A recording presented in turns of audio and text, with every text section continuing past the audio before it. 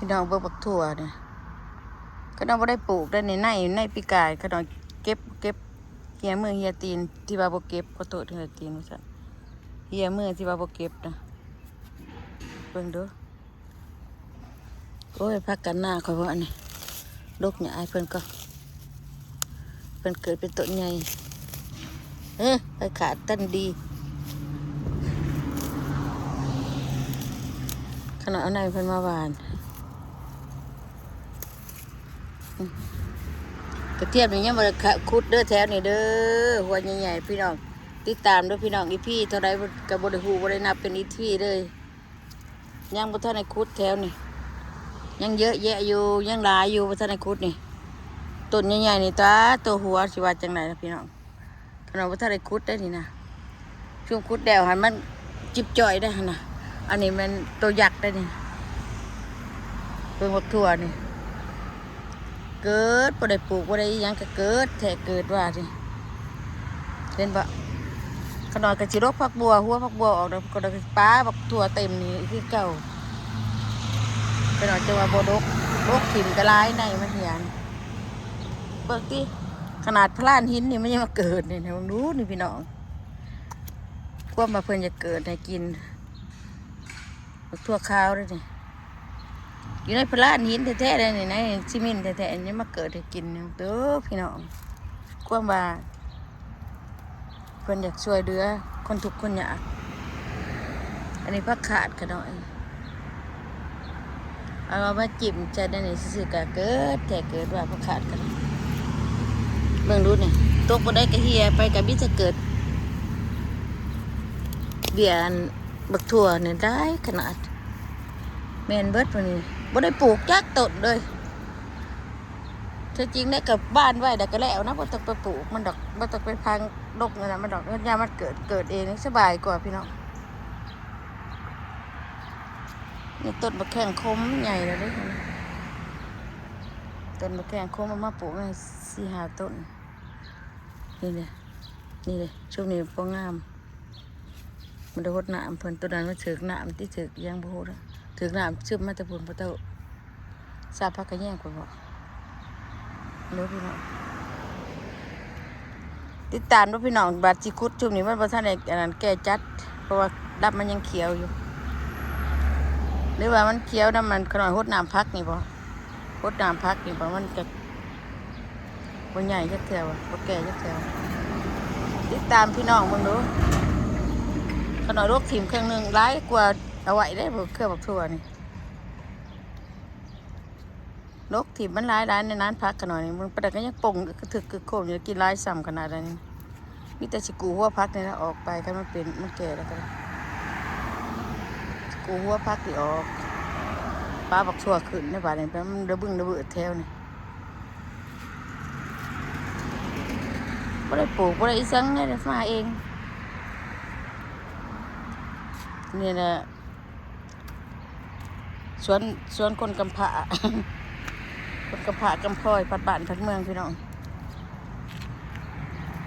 โอ้สตรอเบอรี่หน่อยสตรอเบอรี่ป่าปีหน้าก็จะมาปลูกต้นสตรอเบอรี่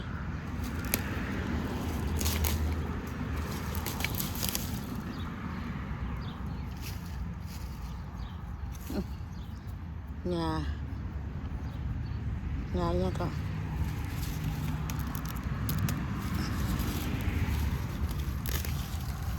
หญ้าระดื้อบ่แม่นหญ้าค่อยโง่หญ้ายังเพิ่งดูผักขาดงามบ่ได้เฮ็ดอีหยังกินนะพี่น้องก็นอนกับวันมีไปบ่อยากกันบ่มีก็อยากอันใดมันก็บ่ทรงบ่ชุดบ่ยอดบักตัวนี่ก็เอ้ยปลูกบักตัวแดงบ่ได้ซื้อข้อต้นมีแต่บักตัวเขียวอันนี้บักตัวเขียวด้วยบักตัวขาวตัวเขียวเนาะตัวเขียวเดี๋ยวนี้ก็ได้อันนี้ปลูกไอ้น่ะชุบนั้นบ่ได้ปลูกจักดีบักตัวขาวจังนั้นน่ะบ่ได้ปลูกบักตัวขาวจังนั้นน่ะตัวขาวคือกระโดดปลูกปีกายพี่น้องแต่ว่ากระเทียมขนาดก็ยังบ่ได้ขุดแทนนี่บ่ต้นห่างๆจังซี่โอ้ยบ่ให้เว้านะพี่น้อง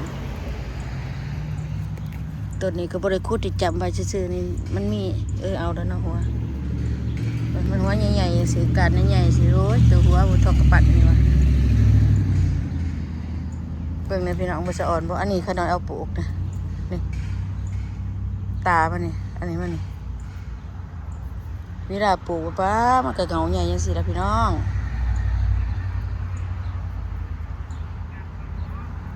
ยังขนาดก็ปลูกไปสิละปลูกถิ่ไปน้ำปลาน้ำดงคือบักแตงเนี่ยจะมีหน่วยบ่มีหน่วยมีอยู่แต่ว่าบริษัทเบิ่งนี่ที่มีอยู่หน่วยอาหารก็เห็น2-3หน่วยพุ่นกำลังนั้นบอกว่าให้คืนนี้ว่าคืนนี่หุ่นแลนสะไปเถอะสิเบิ่งดูในกระเทียมนี่พี่น้องในกระเทียมมันนี่ในใหญ่หัวใหญ่เอาแนวไปปลูกก็เอานี่นะไปปลูกบ่ได้เอาหัวหรอกพี่น้องเอาในมันนี่แหละดอกมันนี่แหละปลูกนี่แห้งคักแห้งใหญ่พุ่นเพราะท่านแก่ยังอ่อนอยู่อย่าเผาเบื่อเด้อกระคุดกระเทียมนี่ยังร้ายอีพีอยู่พี่น้องเผาเบื่อเผาได้กันเด้อพี่น้องเด้อ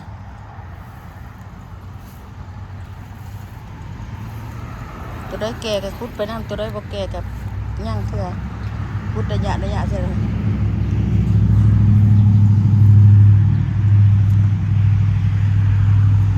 ดูเกิดเป็นทีบถั่วแดนสะเมื่อกลางบ้านนี่มีแต่ถั่วกินบ่เบิดดอกแต่ว่าเรื่องกินนี่เป็นดอกบ่ได้ถั่วขาวอันนี้นะแค่นี้เป็นดอกถั่วขาวดอกแดงๆนี่เป็นดอกถั่วดำถั่วเขียวหลอกขาวๆใส่เป็นดอกถั่วขาวนั่นนะกระดอกกระป้าไว้เพิ่นเกิดจะขึ้นหัวบ่เฮ็ดห่าบ่เฮ็ดเทือนให้เพิ่นดอกเกิดเองเพิ่นขึ้นเองจะขึ้นบ่ได้ก็ขึ้นแล้วแต่พักบัวก็ไหวเลยดิบ่ได้โดนจักดีพักบัวนี่ก็ไหวคักจะมีหัวบ่มีหัวเบิ่งซองมันก่อนมีหัวบ่พักบัวขนาดพักเกิดเป็นดอกไปนี่นะบ่มีหัวนะพี่น้องเอ้ยเอาว่าปลูกก็ว่าบ่ได้เป็นพักบัวใหญ่พักบัวดอกได้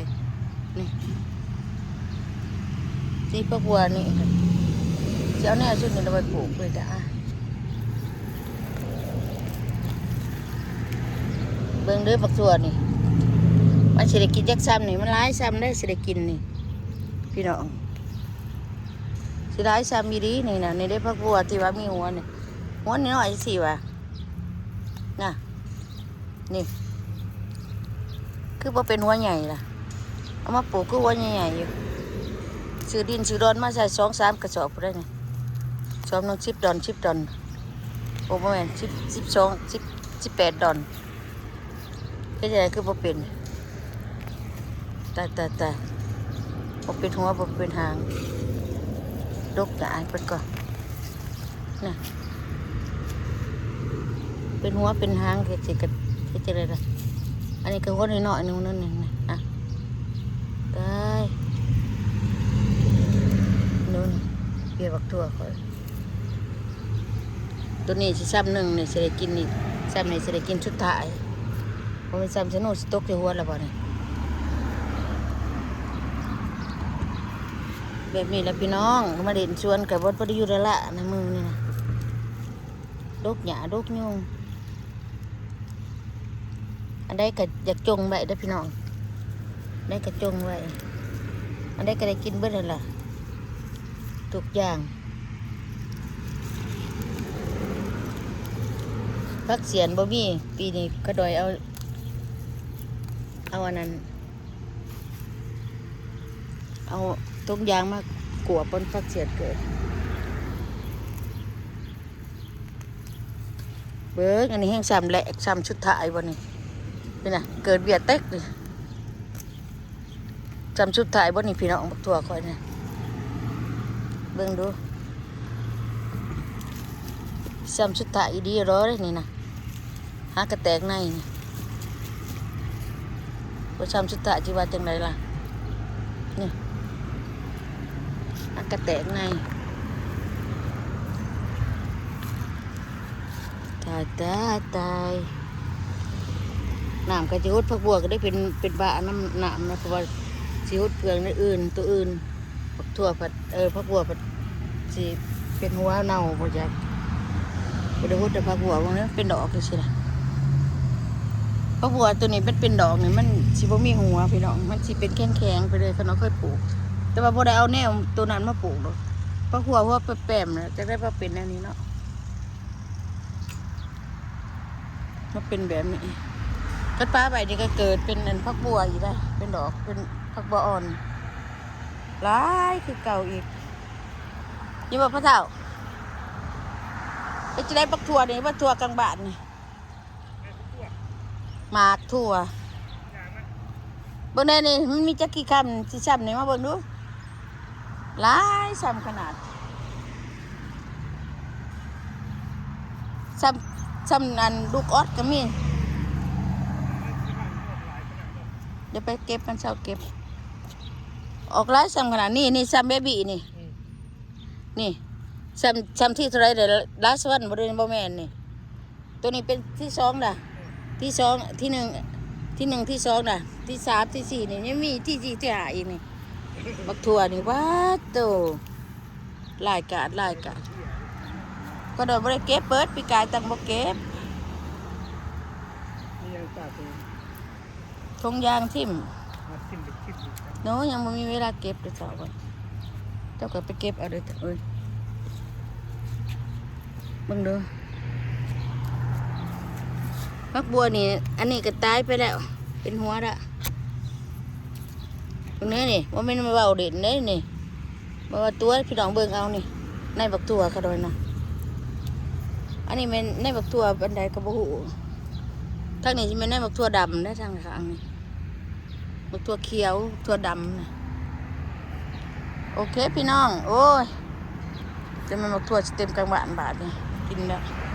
บ่ได้ปูก็เกิดดิเอาพี่น้องเปิดเสียอยู่ดีมีแห้งพี่น้องแล้วบาย